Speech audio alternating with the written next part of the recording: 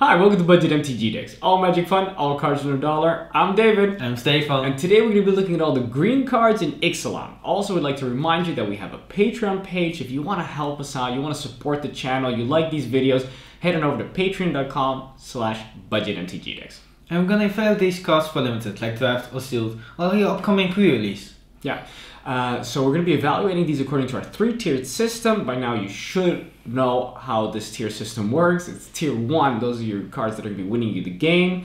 Then we've got our tier 2 cards, those are very strong, they're going to be pushing us into a color. Tier 3 are our filler cards, and well, there's no tier 4, but the last of the tiers is the cards we're going to put aside because they're just no good. You shouldn't be playing them, or maybe use them as a sideboard because they're very situational. Alright, let's get started with the commons.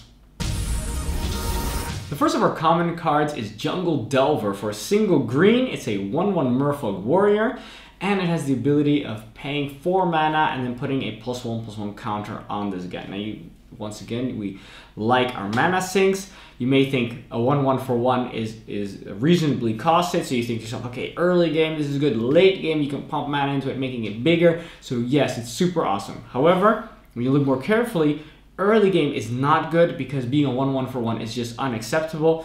And late game, it's also not good because having to pay 4 mana to turn it into a 2/2 is simply too much mana. So yes, it is a mana sink, but they're really being very greedy on how much we have to pay for that +1/+1 counter. That's why I think you should probably put it aside. Yeah, because when would it be good? Like a 3/3 or 4/4 would be nice. That means like 2 or 3 activations, and that means 2 or 3 turns after turn 3, like turn 4, turn 5, turn 6. Turn 5, turn 6, at the earliest you have a decent creature if you had this beforehand. And you didn't play anything else. Exactly. Which sets you back. So that's why we say put it aside. Too dangerous.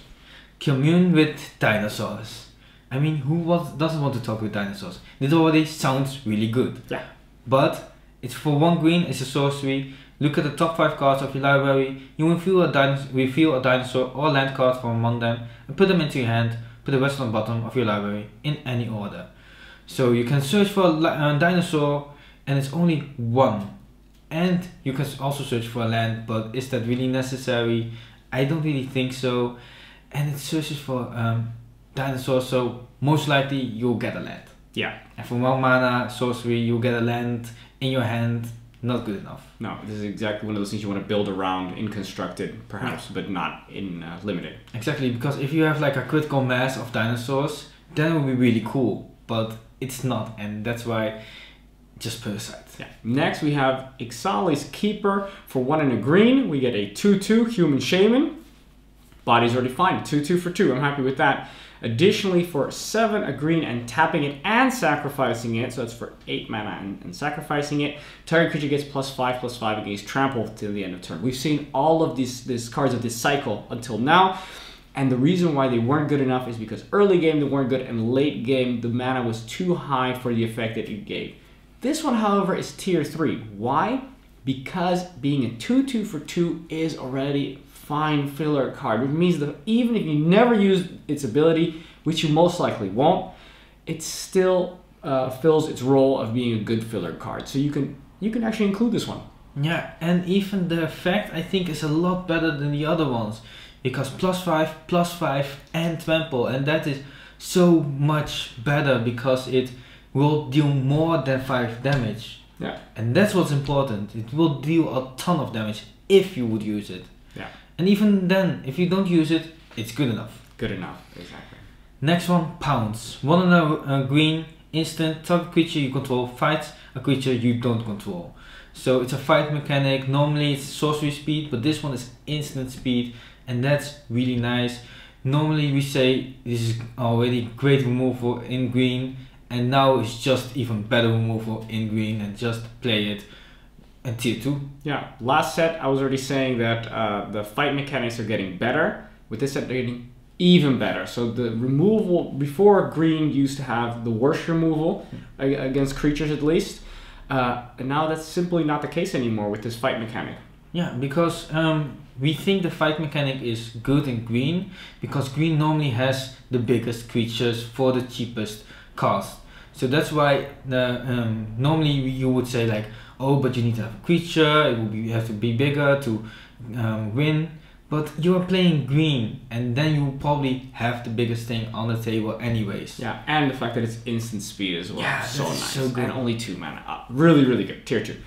Ixalan's Diviner is next for 1 and a green. We get a 0/3 human druid. When it enters the battlefield, we're going to be exploring. So it has, in 2/3 of the time, it's going to be a 1/4, which is a very decent body for the 2 mana. And otherwise, it pushes us forward by allowing us to get an extra draw, which will be a land.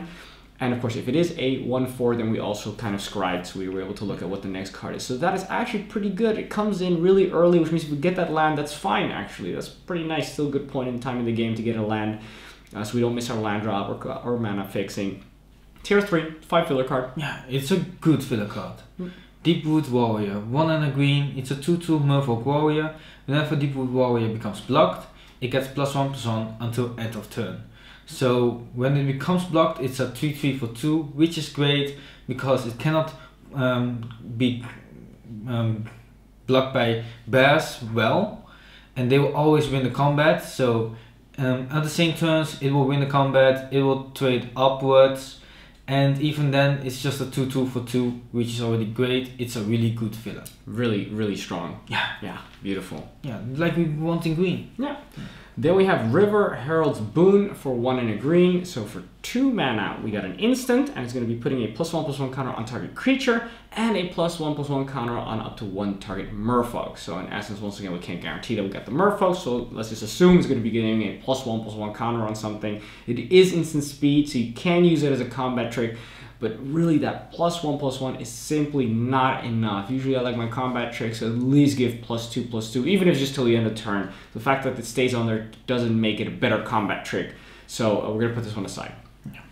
Blinding Fog. It's 2 and a green. It's an instant. Prevent all damage that will be dealt to creatures this turn. Creatures you control gains hexproof until end of turn. It's a combat trick, but it costs 3 mana. It will protect your creatures. It will prevent some combat damage, but it's 3 mana. I don't think that's enough, so just put it aside. Yeah. Next card is Blossom Dryad for 2 and a green. So for 3 mana, we get a 2/2 Dryad, and this one can tap to untap target land. So it's a mana ramp, which is pretty nice. The body is okay, a 2/2 for 3. That's fine. So it's a good killer card. Yeah, it's not too exciting, but it will ramp you, it can do blocking, a bit of attacking, so yeah. New Horizons, 2 and a green, it's enchantment, aura, enchant land. And when New Horizons enters the battlefield, plus the +1/+1 counter on target creature you control, enchanted land has to tap, add 2 mana of any color to your mana pool. So this will also mana ramp you, put a counter on something, but it does not have a body. So if you play and get it late game, it will not do anything because it doesn't have a body on the table, and that's why I want to put it aside. Because it's the same mana cost, you can play the other one. Yeah, the other one is at least a 2/2, which is already so much better. Next we have Crushing Canopy for 2 and a green. It's an instant. We're going to choose one, either destroy target creature with flying, or we're going to be destroying target enchantment. This is a very situational card, so we're going to put this one aside. Next one, Ravenous Daggertooth. 2 and a green. It's a 3/2 dinosaur with enrage, and whenever you deal damage, you gain 2 life. Okay, the life gain isn't that relevant, but it's still a 3/2 for 2, which is good enough with upside, so tier 3. Yeah, fine filler. Then we have Tishana's Wayfinder for 2 and a green. So for 3 mana, we get a 2/2 Merfolk Scout. Additionally, when it enters the battlefield, explore. Okay, cool. We've looked at this explore mechanic already many times. In this case, once again, the somewhat scry effect and it being a 3/3 4/3 is really good position right there. Very fine filler. And otherwise, it's still early enough in the game that drawing that land is also very nice. So tier 3. Next one, Quest to Ramparts. 2 and a green is instant. Target creature gets +3/+3 and gains trample until end of turn. I always say this and I will keep repeating it. I really love my trample. And it's +3/+3, so that's already great. It is 3 mana, so that's pretty expensive, and that's why tier 3 it's a filler. Yeah, exactly. +3/+3 is nothing to sniff at. Nothing. No. Jade Guardian is next for 3 and a green. So for 4 mana, we get a 2/2 Merfolk Shaman. Okay, so the body's already a little bit too low. It also has hexproof. Okay, but the question is, will they be wanting to remove it? Let's look at the last ability. Whenever this guy enters the battlefield, put a +1/+1 counter on target Merfolk you control. Okay, now it doesn't say other Merfolk because that would make it bad, but it is a 3/3 in essence. If you don't have another Merfolk, you can always put it on the Jade Guardian itself, making it a 3/3 hexproof 4/4. Now, that's good enough to be filler card. Yeah. Grazing Whiptail, 2 and 2 green. It's a 3/4 dinosaur with reach. Green doesn't really do much with flyers, so reach is really nice. 3/4 will kill a lot of flyers. Even then, 3/4 with 4 mana, it's already good enough.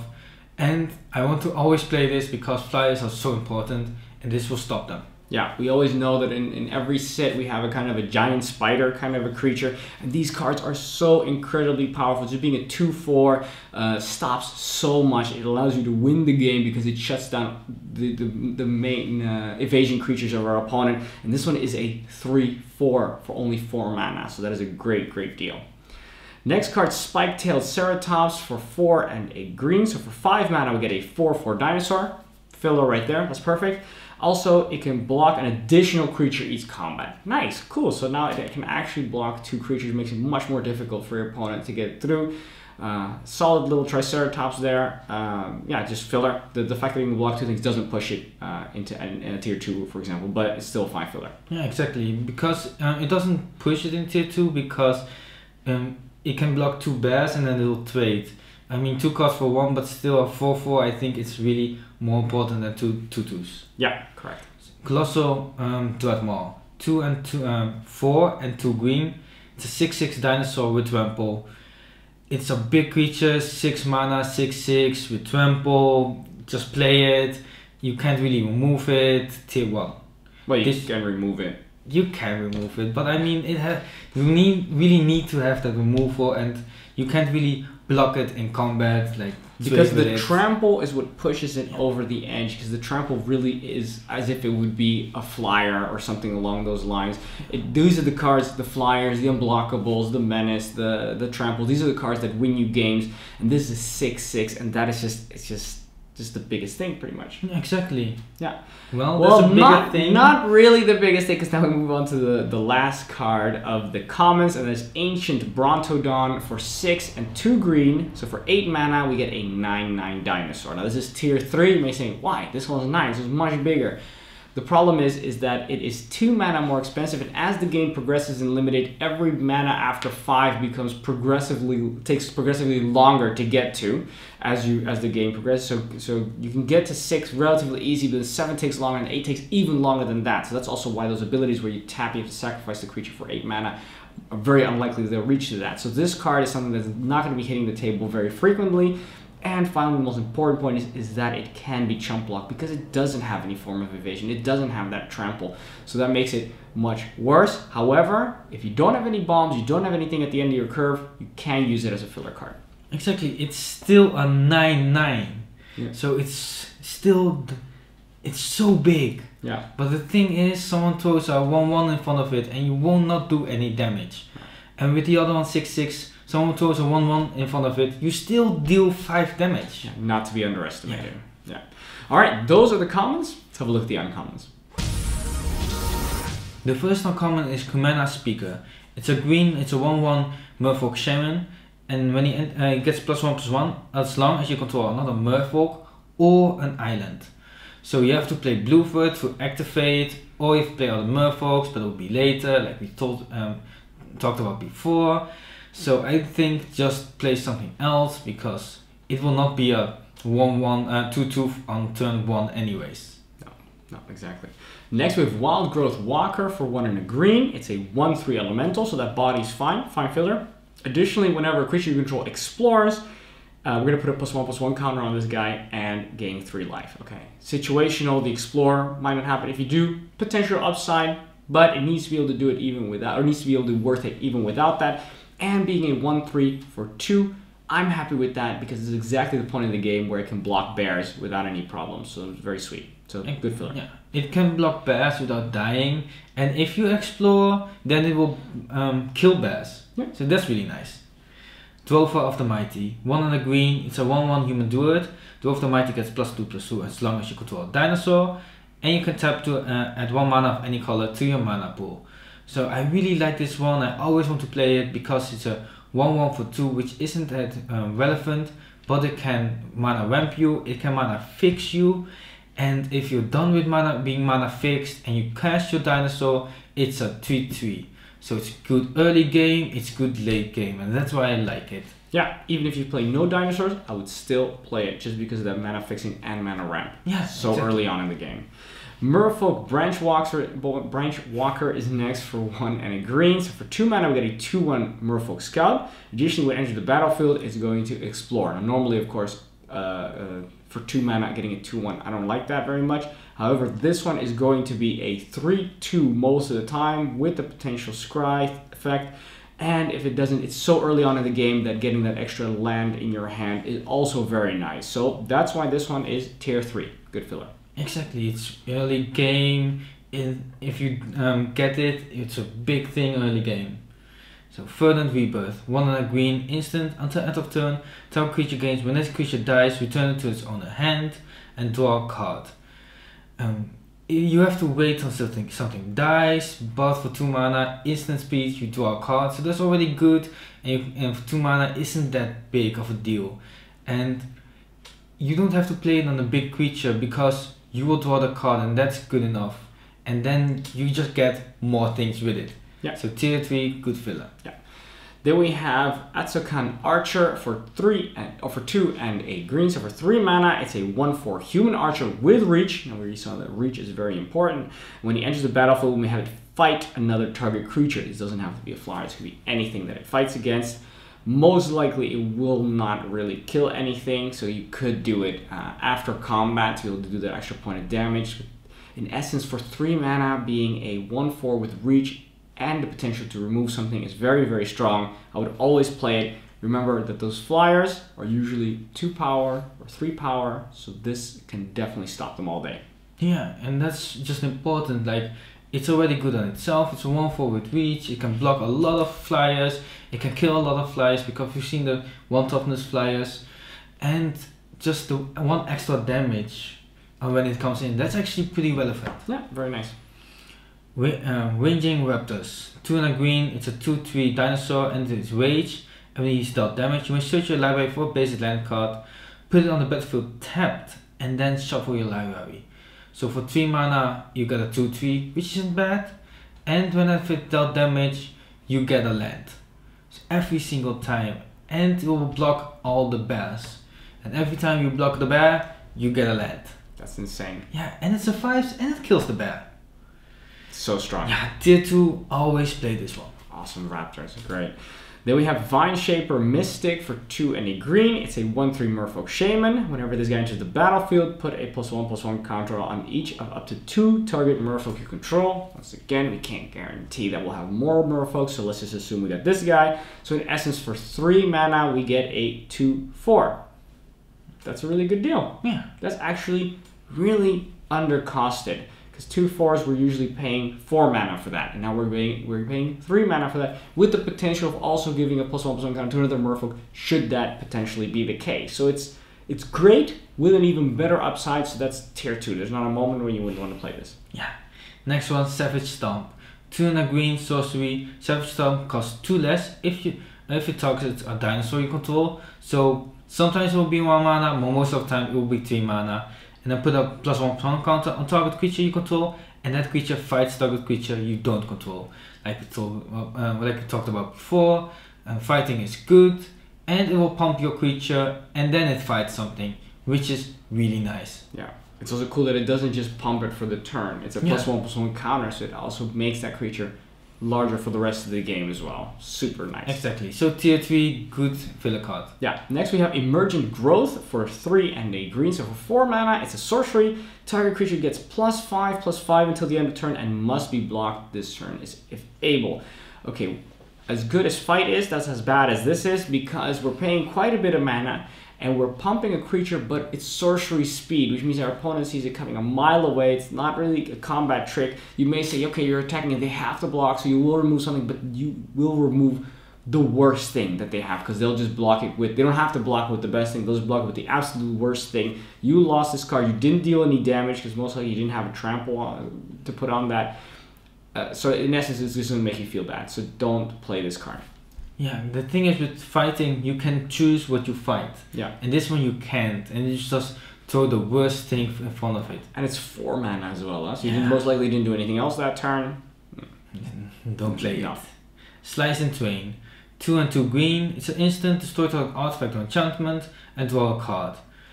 Just put aside artifacts or enchantment, 2 is situational, drawing a card for 4 mana, don't do it. So put it aside. Yeah. Snapping Sailback is next for 4 and a green, so for 5 mana, it's a 4/4 dinosaur with flash. Also, when this guy's dealt damage, put a +1/+1 counter on it. Okay. This card is so incredibly good. Tier 2 already, just for the fact, let's say for 5 mana we get a 4/4. That's already fine, that's filler. On top of that, it's flash, which means we're going to be playing in response to our opponents attacking with something, and we're going to be able to kill everything or anything like 3/3 or below. So it's kind of removal as well. Plus, it got the pseudo haste in the sense that, of course, you played it at the end of your opponent's, or in the combat of your opponent. So in your turn again, you can attack with it right away. And then finally, of course, when you remove that thing, it was dealt damage by whatever creature it blocked, so you're attacking with a 5/5 in your turn. That is nasty. Yeah, exactly. And if you don't attack, you can block with it again, and it just grows and grows and grows. So, and they really want to block that 5/5 if you attack with it, and then it grows again. It's a hungry dinosaur. It is. Last uncommon, Thundering Spineback. 5 and 2 green, so for 7 mana, that's a lot. So what does it do? It's a 5/5 dinosaur, and other dinosaurs you control get +1/+1, which is like, okay, you probably not have enough, a lot of dinosaurs, but for 5 and a green, you can create a 3/3 green dinosaur creature token with trample. So for another 6 mana, which you will have, because this one costs 7 mana, you make a 4/4 dinosaur with trample, and that is just insane.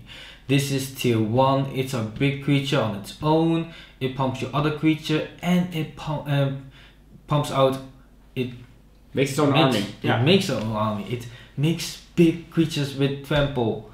Play this. If you see this, play green. Yeah, it's a card that can win the game by itself, because you just pop it down, even if you got nothing else. You just sink your mana in that and just make a 4/4 with trample every turn. How insane is that? You're not going to attack with this one. This one's going to sit back and you can block with it as you choose, and you're just pumping out 4/4s with trample, and you cannot guarantee that you will have better cards than that during the course of the game, because a 4/4 with trample is really strong. Exactly. You don't have to play anything else from your hand, because this will be a 4/4 with trample will be like the best thing. It's kind of like a planeswalker kind of effect, in the sense that you get a good powerful effect every single turn, and you do need to put the mana into it, but it's just so strong. It's so strong. Great uncommon card. Let's move on to the rares. The first of our rares is Old Growth Dryads. For single green, we get a 3/3 Dryad. So you may think to yourself, wait a minute, that's a little bit too good to be true, 1 mana for a 3/3. Well, that is correct, because when this guy enters the battlefield, each opponent may search his or her library for a basic land card, put it in the battlefield tapped, and then shuffle his or her library. Okay, you may think, oh, but they're only getting a land. Does that really matter? Yes, that matters a lot, because if this thing comes in early, you are basically taking away all the benefit of having a low-costed creature, because you are accelerating your opponent into being able to play a stronger creature earlier, which kind of mitigates the fact that you have a cheaper creature that's more powerful. So you're not really helping yourself in that sense. Late game, you can say, okay, I've got a 3/3 for 1 mana, and the mana doesn't really matter. Okay, that's also a good point, but the point is, if it's late game, then maybe you should be playing stuff that's bigger than a 3/3. So in essence, I think you should put this card aside. Plus your mana fixing them, your color fixing them, because they can choose any basic land card. So if they're missing a color, you play this. Oh, you know what? You gave them the color they wanted. So don't play this one. Yeah, scary. Shaper's Sanctuary. A green enchantment. Whenever a creature you control becomes a target of a spell or ability opponent controls, you may draw a card. And drawing cards is really nice, but you play this, you don't do anything. If it's late, you won't actually do anything at all. And you have to wait until the opponent targets your things. So don't play it, it will not do enough. No, exactly. Deeproot Champion is next for 1 and a green. We'll get a 1/1 Merfolk Shaman, and whenever you cast a non-creature spell, it gets a +1/+1 counter. Just as often or as infrequently as our stuff will get targeted with the previous card, that's how infrequently we will be casting non-creature spells, which means that in essence, you might be paying 2/2 for 2, but not always, and especially not when it comes in. So too situational, put it aside. Yeah. You have to play it, so it means you have to get it early, not late, and you have to play non-creature spells. And if you cast the first one, it's only a 2/2. Yeah. And then so you have to jump through hoops just to get the regular value out of it. Exactly. Growing Rights of Ixalan. It's a legendary enchantment. When Growing Rights of Ixalan enter the battlefield, you may top 4 cards of your library. You may fill a creature card from among them, put in your hand, put the rest on the bottom of your library in any order. So searching for a creature for 3 mana is already good. And at the beginning of your end step, if you control 4 or more creatures, transfer Growing Rights of Ixalan. You will probably not have 4 creatures most of the times. It will happen in sealed anyways. So what happens when it transforms? Yeah, and there's not a May ability. It will transform once you hit those 4 creatures. Ixalan, Cradle of the Sun, legendary land. Tap, add 1 green to your mana pool, and tap, add 1 green to your mana pool for each creature you control. So this one is really nice. For 3 mana, it searches up for a land, and then if you have 4 creatures, it searches up for a creature. Yeah, search for a creature. It's creature, not land. It turns into a land. You should correct me. No, it turned into a land. That's not. No, yeah. And then it turns into land, and then it can mana ramp you for so much things, so you play more creatures. It's pretty good, but it's still a good filler card. I don't think you always want to include it, because on turn 3 it only searches for like a creature which may or may not do anything. Yeah, but still filler though. Yeah, but it's a good filler. Yeah. It's a good filler. Death Gorge Scavenger is next for 2 and a green. We get a 3/2, which is fine body right there. Nice little dinosaur. And whenever this guy enters the battlefield or when it attacks, you may exile target card from a graveyard. If it was a creature card, you gain 2 life. If it was a non-creature card, then it gets +1/+1 until the end of turn. Okay, so yeah, the body's fine filler. You may think, oh cool, we're going to be gaining life, it's going to be becoming a little bit bigger, but the problem with this is that we're playing limited, and the graveyards will not be super stuffed. So there will be situations where you're playing, especially this early on in the game, your opponents will have nothing in their graveyard. And even if they do have something in your graveyard, you might get one effect out of it, and you can attack with it 1 time, making it a 4/3, which is nice, but it's not so. It's not going to be so reliable as to push it into a we must play it every single time. Just see it as a normal filler card. Yeah, because it's only for 1 turn until end of turn. So when it enters the battlefield, you only have gain 2 life. Yeah, you gain 2 life if you have a creature. It's also your graveyard, so that helps. But still, it's a filler. It's not much more. No, true. Emperor's Vanguard, 3 and a green. It's a 4/3 human scout. When he deals combat damage to a player, it explores. So that's actually pretty cool. It's already a good body for that convert mana cost, and then every time it deals combat damage, it can get bigger or it gives you a land. You will see the top card, so that's really nice. Everything you want, tier 2. Yeah, nothing more to say about that. Awesome little guy. Then we have Waker of the Wilds for 2 and 2 green. So 4 mana, it's a 3/3 Merfolk Shaman. That's already tier 3 right there. Good filler card. Additionally, we can pay X and 2 green to put X +1/+1 counters on target land we control. Then that land becomes a 0/0 elemental creature token with haste. It's still a land. So what's cool about this card is that this card, the body is fine, and additionally every turn we can use mana to turn our excess lands into creatures. So it's going to be creating an army. Not only can we start turning all our lands into creatures and having them fight for us, and they can of course still produce mana, but we can also put every single turn, put those extra +1/+1 counters on that one single land that was already turned into an elemental and growing it into one massive monster to attack our opponents with. So that's great. And also the most important thing is that it is an instant ability, which means we can do it instant speed on that land, for example, that we attack with, that and make it bigger to make combat really annoying for our opponents. And since it's not a tap ability, you can attack with this one, leave your mana open, and when he opponent attacks back, you can tap all your mana except for one, create a big creature, and then block with it. Yeah, they'll never see it coming. Yeah. Whipjaw Raptor. It's 2 and 2 green. It's a 4/5 dinosaur with a rage, and when he's dealt damage, draw a card. And I really like those kind of things, like with other 2/3 that does stuff. The toughness is bigger than the power, which I like, because these things do multiple stuffs when they survive. And 4 mana, 4 power, it's already good.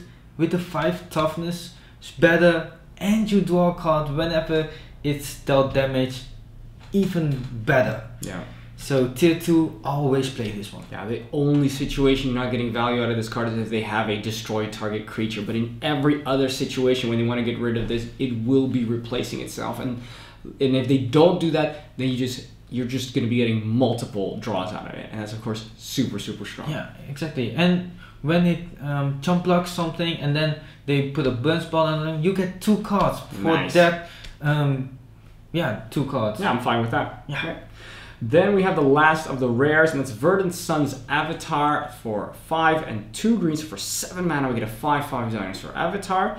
And additionally, when this guy or another creature enters the battlefield under your control, we're going to be gaining life equal to that creature's toughness. Okay, 5/5 is really massive. 7 is also a lot of mana to play, but the fact that it comes in and immediately, of course, gains you the 5 life. It is the 5/5 body, plus every creature after that is going to be gaining you more life, pushes you way ahead of any race that your opponent may be trying to beat you on. So we're going to say tier 2, always play it. Very nice to play it at the end, especially later in the game when you've lost a lot of life. This one's going to bring you back out of that danger zone. Yeah, this is really nice because when you're losing, this will actually help you a lot. And the thing is, like we said before, like about life gaining, this is not what this card is about. It's incidental, and that's why we like this one, because on its own, it's already a good card, and life gain is just gravy and makes and pushes it further. Exactly. All right, those are the rares. Let's have a look at the mythic. So the only mythic we have in green is the Carnage Tyrant. It's 4 mana and 2 green, so 6 mana. It's a 7/6 dinosaur. He can't be countered. He has trample and he has hexproof. So it's such a big creature. It has trample and it cannot be destroyed by spells. It is so great. It will win you the game. It is cheap. Play it. If you see it, play green. Just play this one, win games. Yeah, I don't think I've seen any other card which more specifically encompasses the definition of a bomb. This is a bomb. Yeah. You play this because by itself it turns the game around, and if they don't do something about this card, you win the game. And the worst thing about it is usually what we mean with if they don't do something about it is if they don't target it with their removal spells, with their premium removal spells. But they can't even do that with this because it has hexproof, and they can't chump block it because it has trample, and it's 7 power and 6 toughness, which is of course some of the biggest stuff on the battlefield. So in essence, Carnage Tyrant is your bomb of the game. If you play it, you're in green. I don't care what else you got. Well, yeah, if you play it, you're in green. Sorry, if you see it, if you pull it from your packs, you're in green, and then you just look at what else you got. Yeah. Super nice. All right. That's great. Let's have a look at the conclusion. So in conclusion, green is actually a very solid color.